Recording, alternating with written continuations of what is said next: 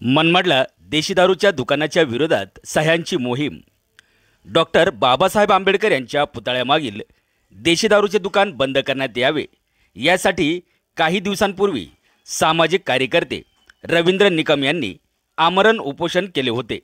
या उपोषणाची दखल घेत या देशी दारूच्या दुकानाला राज्य उत्पादन शुल्कच्या अधिकाऱ्यांनी येथील दुकान सील तर केले, मात्र या ठिकाणी आज पण राजरोसपणे देशी दारू विकण्याचे सुरूच असल्याचे आढळून येत असल्याने सामाजिक कार्यकर्ते रवी निकम यांनी नाशिकच्या मनमाड शहरात सह्यांची मोहीम सुरू केली असून येथील देशी दारूचे दुकान स्थलांतरित करण्यात यावे असे सांगितले आहे।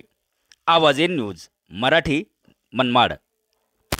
मी दिनांक 10/2/2025 रोजी उपोषण बसलो होतो। सलग 4 दिवस आमरण उपोषण केले। त्यानंतरून याची दखल घेऊन राज्य उत्पादन शुल्काच्या वरिष्ठ अधिकाऱ्यांनी त्यांना आदेश करून त्यानंतरून संपूर्ण टीम राज्य उत्पादन शुल्काची येऊन त्यांनी ते दुकान सील केले। तरी देखील 21 तारखेपासून 21/3/2025ला दुकान सील झालेले आहे। तरी देखील बेकायदेशीररित्या टी.के. फुलवाणी यांचे कर्मचारी त्यांच्या आदेशाने त्या ठिकाणी बेकायदेशीर दारू विकत आहे। याचे सगळे पुरावे मी वरिष्ठ कार्यालयापर्यंत पोस्ट केले आहे। यांच्यावर योग्य ती चांगली पद्धती कठोर कारवाई झाली पाहिजे यासाठी मी आज दिनांक 4/4/2025 ते 5/4/2025 हे 2 दिवस सतत सह्यांची मोहीम राबवली आहे। त्या दुकानावर कारवाई पुन्हा झाली पाहिजे।